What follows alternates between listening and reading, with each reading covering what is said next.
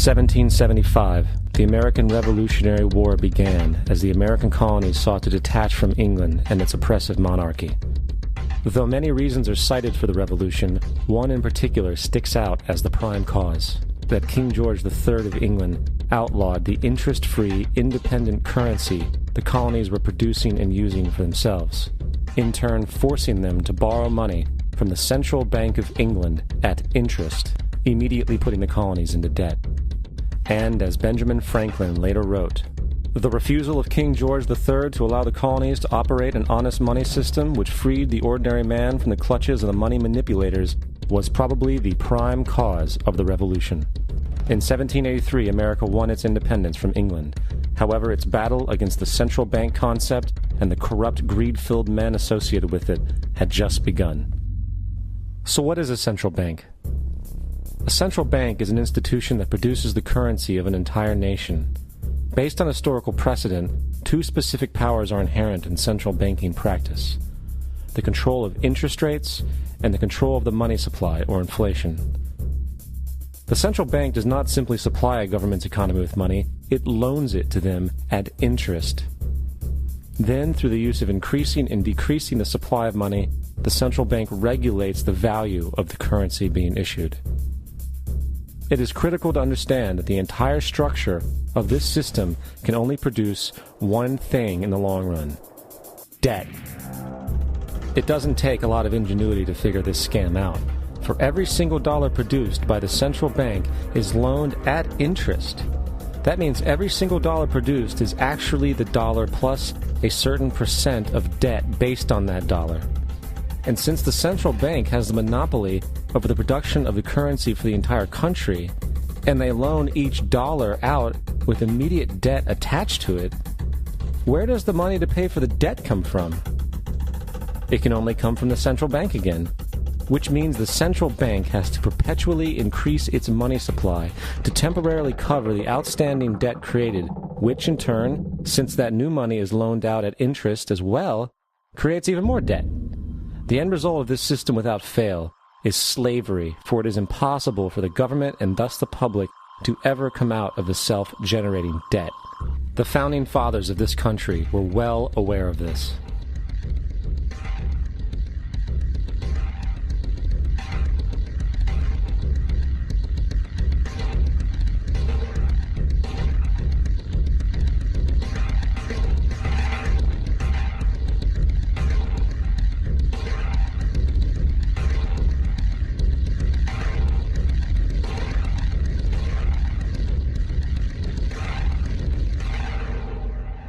By the early 20th century, the U.S. had already implemented and removed a few central banking systems, which were swindled into place by ruthless banking interests. At this time, the dominant families in the banking and business world were the Rockefellers, the Morgans, the Warburgs, the Rothschilds. And in the early 1900s, they sought to push, once again, legislation to create another central bank. However, they knew the government and public were very weary of such an institution, so they needed to create an incident to affect public opinion. So, J.P. Morgan, publicly considered a financial luminary at the time, exploited his mass influence by publishing rumors that a prominent bank in New York was insolvent or bankrupt. Morgan knew this would cause mass hysteria, which would affect other banks as well. And it did. The public, in fear of losing their deposits, immediately began mass withdrawals. Consequently, the banks were forced to call in their loans, causing the recipients to sell their property, and thus a spiral of bankruptcies, repossessions, and turmoil emerged. Putting the pieces together a few years later, Frederick Allen of Life magazine wrote, "The Morgan interests took advantage to precipitate the panic, guiding it shrewdly as it progressed." Unaware of the fraud, the Panic of 1907 led to a congressional investigation headed by Senator Nelson Aldrich, who had intimate ties to the banking cartels and later became part of the Rockefeller family through marriage. The commission, led by Aldrich, recommended a central bank should be implemented so a panic like 1907 could never happen again. This was the spark the international bankers needed to initiate their plan. In 1910, a secret meeting was held at a J.P. Morgan estate on Jekyll Island off the coast of Georgia. It was there that the central banking bill called the Federal Reserve Act was written. This legislation was written by bankers, not lawmakers. This meeting was so secretive, so concealed from government and public knowledge that the 10 or so figures who attended disguised their names when en route to the island. After this bill was constructed, it was then handed over to their political frontman, Senator Nelson Aldrich, to push through Congress. And in 1913, with heavy political sponsorship by the bankers, Woodrow Wilson became president, having already agreed to sign the Federal Reserve Act in exchange for campaign support.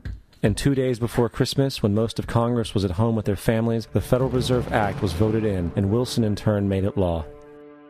Later, Woodrow Wilson wrote, in regret,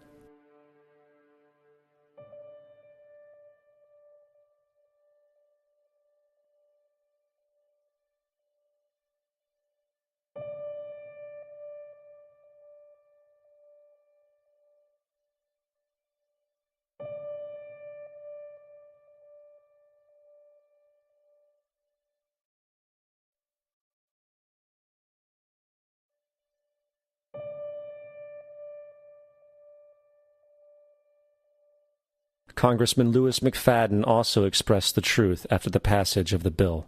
A world banking system was being set up here, a superstate controlled by international bankers, acting together to enslave the world for their own pleasure. The Fed has usurped the government. Now, the public was told that the Federal Reserve System was an economic stabilizer, and inflation and economic crises were a thing of the past. Well, as history has shown, nothing is further from the truth. The fact is, the international bankers now had a streamlined machine to expand their personal ambitions. It's alive! It's alive! It's alive! For example, from 1914 to 1919, the Fed increased the money supply by nearly 100%, resulting in extensive loans to small banks and the public. Then, in 1920, the Fed called in mass percentages of the outstanding money supply, thus resulting in the supporting banks having to call in huge numbers of loans, and, just like 1907, bank runs, bankruptcy, and collapse occurred. Over 5,400 competitive banks outside of the Federal Reserve System collapsed, further consolidating the monopoly of a small group of international bankers. Privy to this crime, Congressman Lindbergh stepped up and said in 1921, "Under the Federal Reserve Act, panics are scientifically created. The present panic is the first scientifically created one, worked out as we figure a mathematical equation." However, the panic of 1920 was just a warm-up. From 1921 to 1929, the Fed again increased the money supply, resulting once again in extensive loans to the public and banks. There was also a fairly new type of loan called a margin loan in the stock market. Very simply, the margin loan allowed an investor to put down only 10% of a stock's price, with the other 90% being loaned through the broker. In other words, a person could own $1,000 worth of stock with only $100 down. This method was very popular in the roaring 1920s, as everyone seemed to be making money in the market. However, there was a catch to this loan. It could be called in at any time and had to be paid within 24 hours. This is termed a margin call, and the typical result of a margin call is the selling of the stock purchased with the loan. So, a few months before October in 1929, J.D. Rockefeller, Bernard Baruch, and other insiders quietly exited the market, and on October 24, 1929, the New York financiers who furnished the margin loans started calling them in masse. This sparked an instantaneous, massive sell-off in the market, for everyone had to cover the margin loans. It then triggered mass bank runs for the same reason, in turn collapsing over 16,000 banks, enabling the conspiring international bankers to not only buy up rival banks at a discount, but to also buy up whole corporations at pennies on the dollar. It was the greatest robbery in American history. But that didn't stop there. Rather than expanding the money supply in order to recover from this economic collapse, the Fed actually contracted it, fueling one of the largest depressions in history. Once again outraged, Congressman Lewis McFadden, a longtime opponent of the banking cartels, began bringing impeachment proceedings against the Federal Reserve Board, saying of the crash and depression, "It was a carefully contrived occurrence. International bankers sought to bring about a condition of despair so that they might emerge the rulers of us all." Not surprisingly, and after 2 previous assassination attempts, McFadden was poisoned at a banquet before he could push for the impeachment. Now, having reduced the society to squalor, the Federal Reserve bankers decided that the gold standard should be removed. In order to do this, they needed to acquire the remaining gold in the system. So, under the pretense of helping to end the Depression, came the 1933 gold seizure. Under the threat of imprisonment for 10 years, everyone in America was required to turn in all gold bullion to the Treasury, essentially robbing the public of what little wealth they had left. And at the end of 1933, the gold standard was abolished. If you look at a dollar bill from before 1933, it says it is redeemable in gold. You look at a dollar bill today, it says it is legal tender, which means it is backed by absolutely nothing. It is worthless paper. The only thing that gives our money value is how much of it is in circulation. Therefore, the power to regulate the money supply is also the power to regulate its value, which is also the power to bring entire economies and societies to its knees.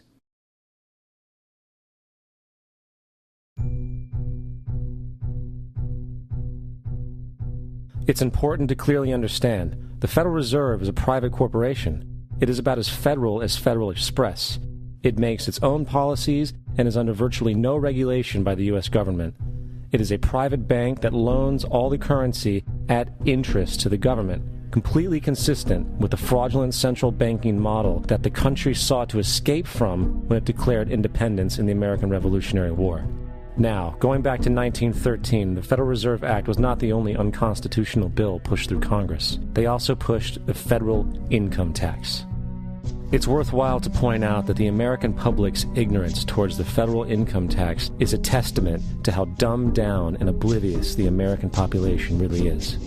First of all, the federal income tax is completely unconstitutional, as it is a direct, unapportioned tax. All direct taxes have to be apportioned to be legal based on the Constitution. Secondly, the required number of states in order to ratify the amendment to allow the income tax was never met, and this has even been cited in modern court cases.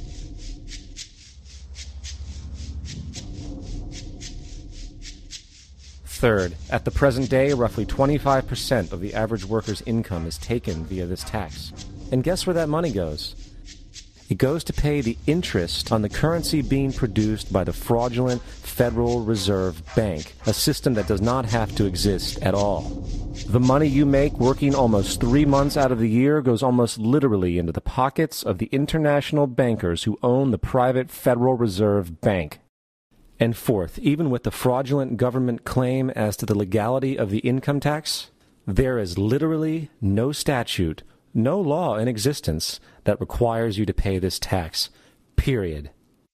I really expected that, of course, there's a law that you can point to in the law book, the code, that requires you to file a tax return. Of course there is. I was at that point where I couldn't find the statute that clearly made a person liable. At least not me, and most people I know, and I had no choice in my mind except to resign. Based on the research that I did throughout the year 2000, and that I'm still doing, I have not found that law. I've asked Congress, we've asked a lot of people in the IRS commissioners, helpers. They can't answer, because if they answer, the American people are going to know that this whole thing is a fraud. I haven't filed an federal income tax return since I left. I have not filed a tax return since 1999. The income tax is nothing less than the enslavement of the entire country. Now, the control of the economy and the perpetual robbery of wealth is only one side of the Rubik's Cube the bankers hold in their hands. The next tool for profit and control is war. Since the inception of the Federal Reserve in 1913, a number of large and small wars have commenced. The three most pronounced were World War I, World War II, and Vietnam. World War I. In 1914, European wars broke out centered around England and Germany. The American public wanted nothing to do with the war. In turn, President Woodrow Wilson publicly declared neutrality. However, under the surface, the U.S. administration was looking for any excuse it could find to enter it. In a noted observation by Secretary of State William Jennings, the large banking interests were deeply interested in the World War because of the wide opportunities for large profits. It's important to understand that the most lucrative thing that can happen for the international bankers is war, for it forces the country to borrow even more money from the Federal Reserve Bank at interest. Woodrow Wilson's top advisor and mentor was Colonel Edward House, a man with intimate connections with the international bankers who wanted in the war. In a documented conversation between Colonel House, Wilson's advisor, and Sir Edward Grey, the Foreign Secretary of England, regarding how to get America into the war, Grey inquired, "What will Americans do if Germans sink an ocean liner with American passengers on board?" House responded, I believe that a flame of indignation would sweep the United States, and that by itself would be sufficient to carry us into war. So, on May 7, 1915, on essentially the suggestion of Sir Edward Grey, a ship called the Lusitania was deliberately sent into German-controlled waters where German military vessels were known to be. And, as expected, German U-boats torpedoed the ship, exploding stored ammunition, killing 1,200 people. To further understand the deliberate nature of this setup, the German embassy actually put advertisements in the New York Times telling people that if they boarded the Lusitania, they did so at their own risk, as such a ship sailing from America to England through the war zone would be liable to destruction. In turn, and as anticipated, the sinking of the Lusitania caused a wave of anger among the American population, and America entered the war a short time after. The First World War caused 323,000 American deaths. J.D. Rockefeller made $200 million off of it. Not to mention the war cost about $30 billion for America, most of which was borrowed from the Federal Reserve Bank at interest, furthering the profits of the international bankers. World War II. On December 7, 1941, Japan attacked the American fleet at Pearl Harbor, triggering our entry into that war. President Franklin D. Roosevelt declared the attack was a day that will live in infamy. A day of infamy indeed, but not because of the alleged surprise attack on Pearl Harbor. After 60 years of surfacing information, it is clear that not only was the attack on Pearl Harbor known weeks in advance, it was outright wanted and provoked.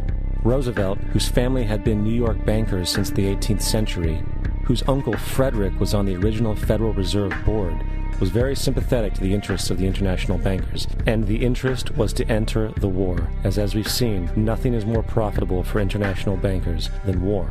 In a journal entry by Roosevelt's Secretary of War Henry Stimson, dated November 25, 1941, he documented a conversation he had with Roosevelt. The question was, how should we maneuver them into firing the first shot? It was desirable to make sure the Japanese be the ones to do this, so that there should remain no doubt as to who were the aggressors. In the months leading up to the attack on Pearl Harbor, Roosevelt had done almost everything in his power to anger the Japanese, showing a posture of aggression. He halted all of Japan's imports of American petroleum. He froze all the Japanese assets in the United States. He made public loans to nationalist China and supplied military aid to the British, both enemies of Japan in the war, which, by the way, is completely in violation of international war rules. And on December 4th, 3 days before the attack, Australian intelligence told Roosevelt about a Japanese task force moving towards Pearl Harbor. Roosevelt ignored it. So, as hoped and allowed, on December 7th, 1941, Japan attacked Pearl Harbor, killing 2,400 soldiers. Before Pearl Harbor, 83% of the American public wanted nothing to do with the war. After Pearl Harbor, 1 million men volunteered for the war. It is important to note, Nazi Germany's war effort was largely supported by two organizations, one of which was called IG Farben. IG Farben produced 84% of Germany's explosives, and even the Zyklon B used in the concentration camps to kill millions. One of the unspoken partners of IG Farben was J.D. Rockefeller's Standard Oil Company in America. In fact, the German Air Force could not operate without a special additive patented by Rockefeller's Standard Oil. The drastic bombing of London by Nazi Germany, for example, was made possible by a $20 million sale of fuel to IG Farben by the Rockefeller Standard Oil Company. This is just one small point on the topic of how American business funded both sides of World War II. One other treasonous organization worth mentioning is the Union Banking Corporation of New York City. Not only did it finance numerous aspects of Hitler's rise to power, along with actual materials during the war, it was also a Nazi money laundering bank, which was eventually exposed for having millions of dollars of Nazi money in its vaults. The Union Banking Corporation of New York was eventually seized for violations of the Trading with the Enemy Act. Guess who the director and vice president of the Union Bank was? Prescott Bush, our current president's grandfather, and of course our former president's father. Keep that in mind when considering the moral and political dispositions of the Bush family. Vietnam. The United States' official declaration of war on North Vietnam in 1964 came after an alleged incident involving two U.S. destroyers being attacked by North Vietnamese PT boats in the Gulf of Tonkin. This was known as the Gulf of Tonkin Incident. This single situation was the catalytic pretext for massive troop deployment and full-fledged warfare. One problem, however, The attack on the U.S. destroyers by Vietnamese PT boats never happened. It was a completely staged event to have an excuse to enter the war. Former Secretary of Defense Robert McNamara stated years later that the Gulf of Tonkin incident was a mistake, while many other insiders and officers have come forward, relaying that it was a contrived farce, a complete lie.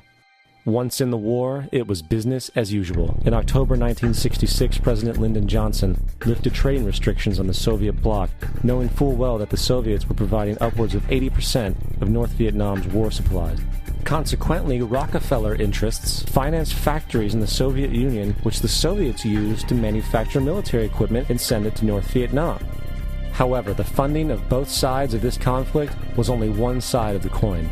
In 1985, Vietnam's rules of engagement were declassified. This detailed what American troops were and were not allowed to do in the war. It included absurdities like North Vietnamese anti-aircraft missile systems could not be bombed until they were known to be fully operational. No enemy could be pursued once they crossed the border of Laos or Cambodia. And most revealing of all, the most critical strategic targets were not allowed to be attacked unless initiated by high military officials. Apart from these imposed ludicrous limitations, North Vietnam was informed of these restrictions and therefore could base entire strategies around the limitations of the American forces. This is why the war went on so long. And the bottom line is this: the Vietnam War was never meant to be won, just sustained. This war for profit resulted in 58,000 American deaths and 3 million dead Vietnamese. So, where are we now? September 11th was the jumpstart for what is now an accelerated agenda by the ruthless elite. It was a staged war pretext no different than the sinking of the Lusitania, the provoking of Pearl Harbor, and the Gulf of Tonkin lie. In fact, if 9/11 wasn't a planned war pretext, it would be an exception to the rule. It has been used to launch 2 unprovoked illegal wars, one against Iraq and one against Afghanistan. However, 9/11 was a pretext for another war as well, the war against you. The Patriot Act, Homeland Security, the Military Tribunals Act, and other legislations are all completely and entirely designed to destroy your civil liberties and limit your ability to fight back against what is coming. Currently in the United States, unannounced to most brainwashed Americans, your home can be searched without a warrant, without you being home. You can in turn be arrested with no charges revealed to you, detained indefinitely with no access to a lawyer, and legally tortured, all under the suspicion that you might be a terrorist.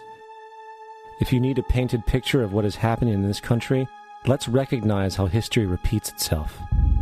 In February 1933, Hitler staged a false flag attack, burning down his own German parliament building, the Reichstag, and blamed it on communist terrorists.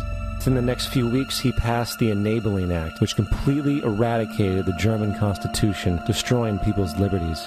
He then led a series of preemptive wars, all justified to the German people as necessary to maintaining homeland security.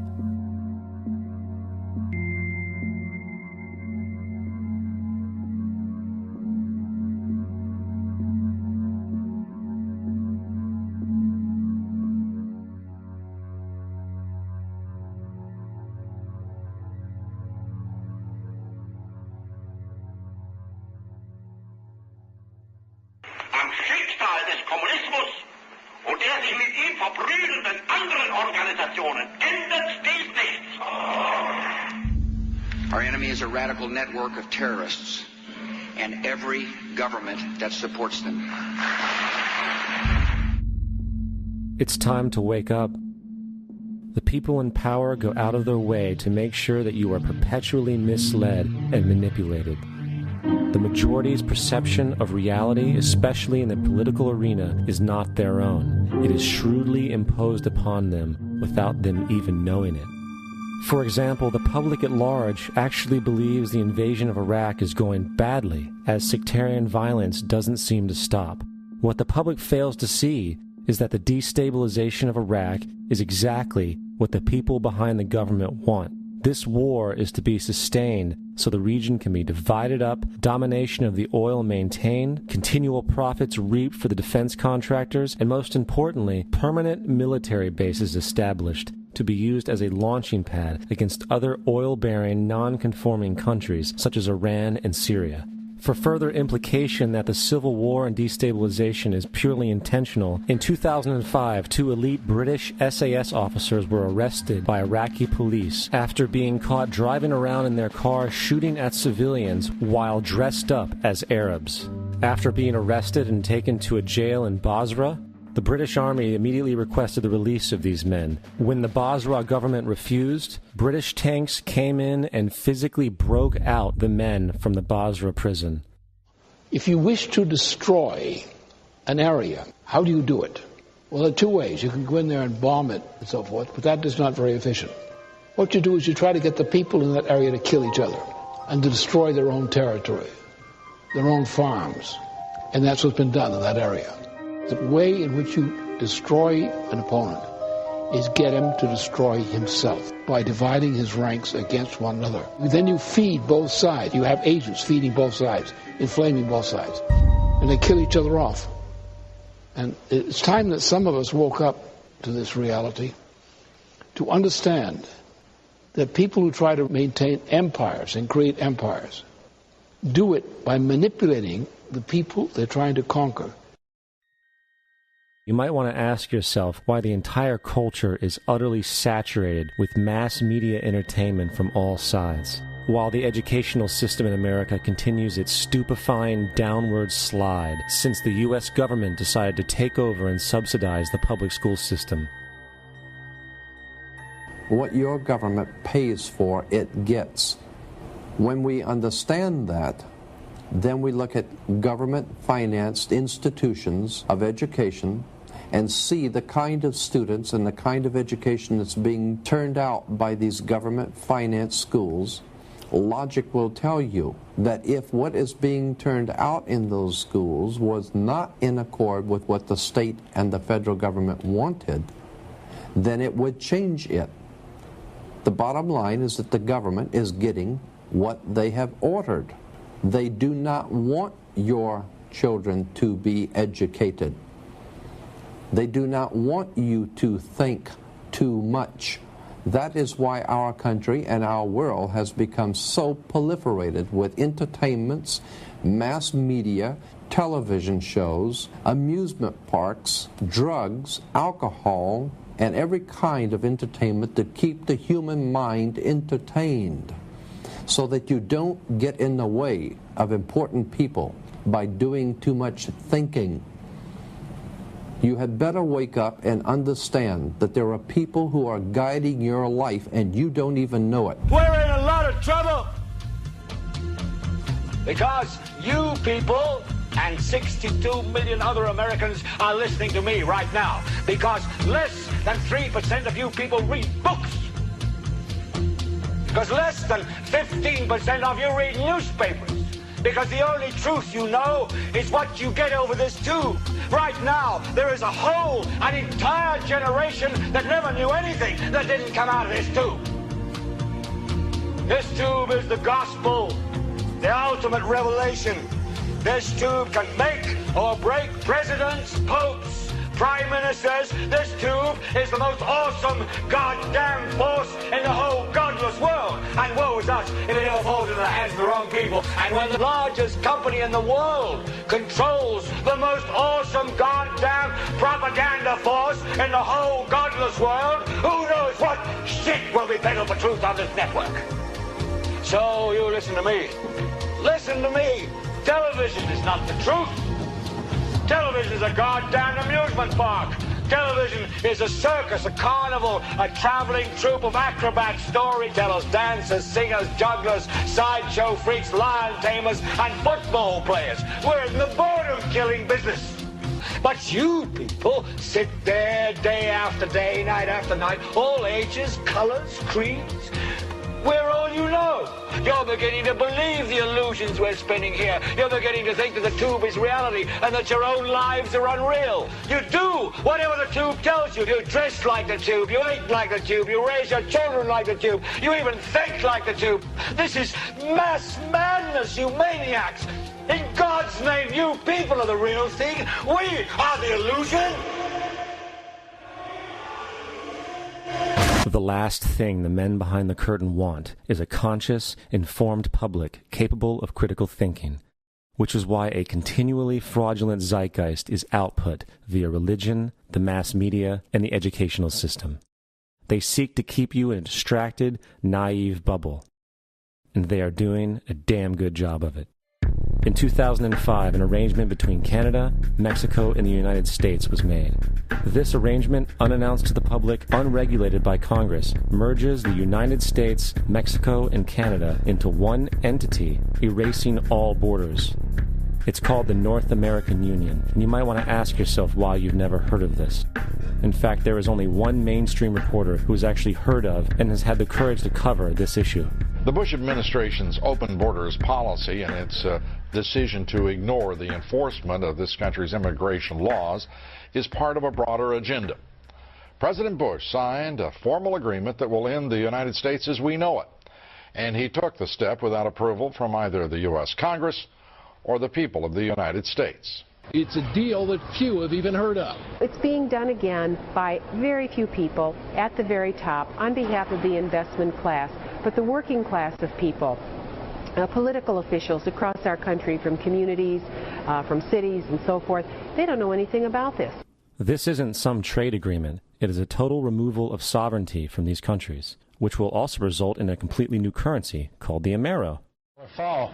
Apart from that, I think one thing people who are dollar-based need to focus on is the Amero. That's the one thing nobody's talking about that I think is going to have a big impact on everybody's life in Canada, the U.S., and Mexico. The Amero is the proposed new currency for the North American community, which is being developed right now between Canada, the U.S., and Mexico to make a borderless community, much like the EU, and the dollar, Canadian dollar, U.S. dollar, and the Mexican peso replaced by the Amero. By default of this agreement, the American Constitution will eventually be obsolete. You would think that a situation like this would be on the cover of every major newspaper. That is until you realize that the people who are behind this movement are the same people behind the mainstream media, and you are not told what you're not supposed to know. The North American Union is the same concept as the European Union, the African Union, and the soon-to-be Asian Union, and the same people are behind all of them.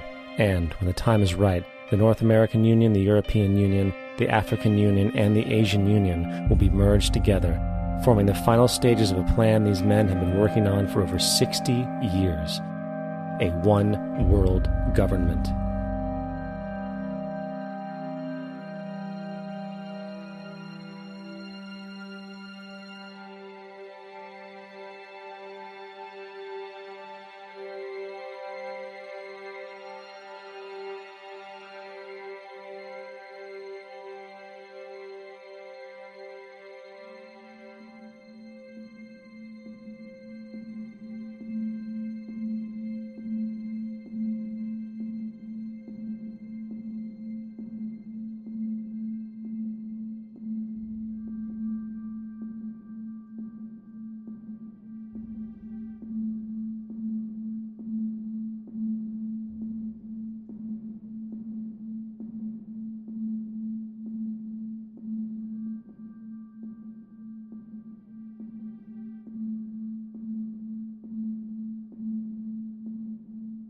One bank, one army, one center of power.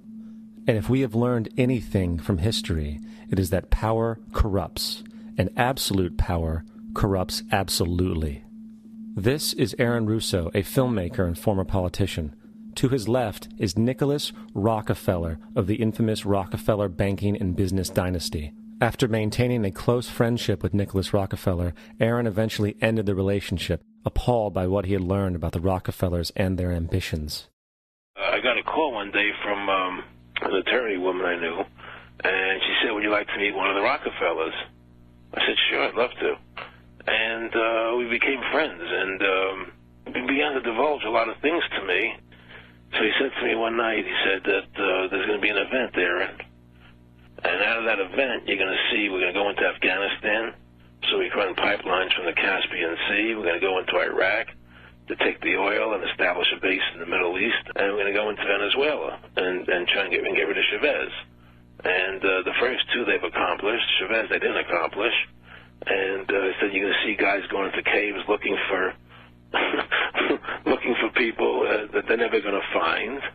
You know, he was laughing about the fact that you have this war on terror. There's no real enemy. He's talking about how by having this war on terror, you can never win it because so it's an eternal war. And so you can always keep taking people's liberties away. And I said, how are you going to convince people that this war is real? He says, but the media. The media can convince everybody it's real. I mean, you know, it's just that you keep talking about things. You keep saying it over and over and over again, and eventually people believe it. You know, you created the Federal Reserve in 1913 through lies. You create 9/11, which is another lie. Through 9/11, then you're fighting a war on terror, and now all of a sudden you go into Iraq, which was another lie, and now they're going to do Iran. You know, and it's all one thing leading to another, leading to another, leading to another. Now, I would say, what are you doing this for? What's the point of this thing? You have all the money in the world you ever want. You have all the power. I said, you know, you're hurting people. It's not a good thing. And he would say, what do you care about the people for? Take care of yourself and you take care of your family. And then I said to him, what are the ultimate goals here? He said, the ultimate goal is to get everybody in this world chipped with the RFID chip and have all money be on those chips and everything on those chips. And if anybody wants to protest what we do or violate what we want, we just turn off their chip. That's right, microchipped. In 2005, Congress, under the pretense of immigration control and the so-called war on terrorism, passed the Real ID Act, under which it is projected by May 2008, you will be required to carry around a federal identification card, which includes on it a scannable barcode with your personal information. However, this barcode is only an intermediary step before the card is equipped with a VeriChip RFID tracking module, which will use radio frequencies to track your every move on the planet. If this sounds foreign to you, please note that the RFID tracking chip is already in all new American passports. And the final step is the implanted chip, which many people have already been manipulated into accepting under different pretenses. We have a Florida family who are really pioneers in a brave new world. They have volunteered to be the first ever to have microchip identification devices implanted into their body. After 9/11, I was really concerned with the security of my family. I wouldn't mind having something planted permanently in my arm that would identify me. In the end, everybody will be locked into a monitored control grid where every single action you perform is documented. And if you get out of line, they can just turn off your chip, for at that point in time, every single aspect of society will revolve around interactions with the chips. This is the picture that is painted for the future if you open your eyes to see it. A centralized one-world economy where everyone's moves and everyone's transactions are tracked and monitored, all rights removed. The most incredible aspect of all. These totalitarian elements will not be forced upon the people. The people will demand them. For the social manipulation of society through the generation of fear and division has completely detached humans from their sense of power and reality. A process which has been going on for centuries, if not millennia. Religion, patriotism, race, wealth, class, and every other form of arbitrary, separatist identification and thus conceit has served to create a controlled population, utterly malleable in the hands of the few. Divide and conquer is the motto, and as long as people continue to see themselves as separate from everything else, they lend themselves to being completely enslaved. The men behind the curtain know this, and they also know that if people ever realize the truth of their relationship to nature and the truth of their personal power, the entire manufactured zeitgeist they prey upon will collapse like a house of cards.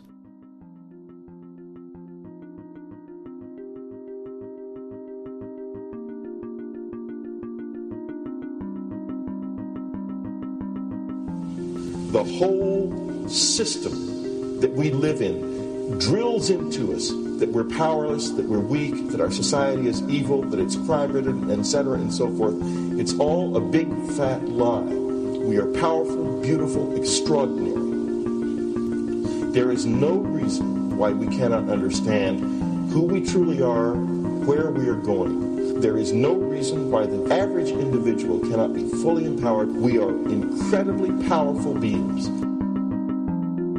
You know, I think I spent 30 years of my life, in the first 30, trying to become something. I wanted to become good at things. I wanted to become good at tennis. I wanted to become good at school and grades and everything I kind of viewed in that perspective. I'm not okay the way I am, but if I got good at things, you realize that I had the game wrong. That the game was to find out what I already was. Find out what I already was.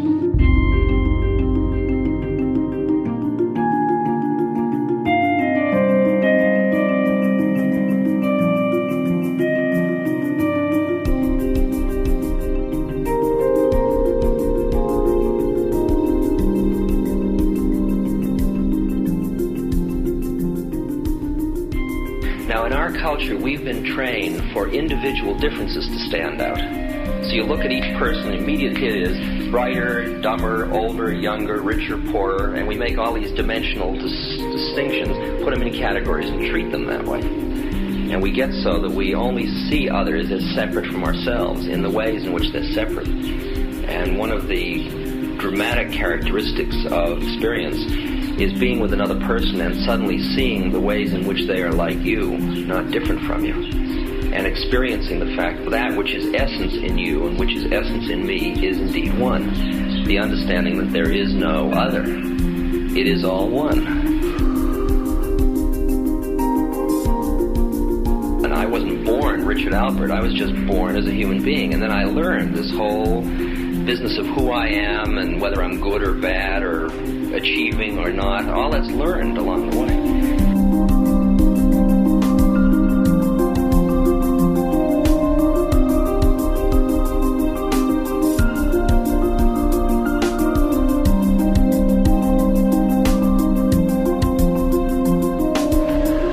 The old appeals to racial, sexual, and religious chauvinism, to rabid nationalist fervor, are beginning not to work.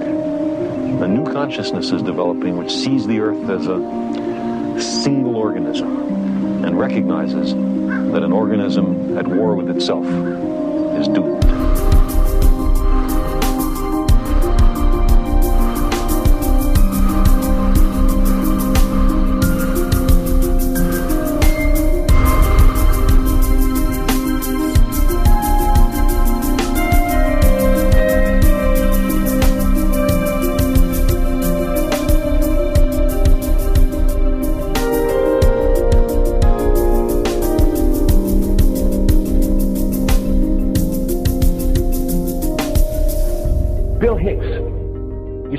Shows with this.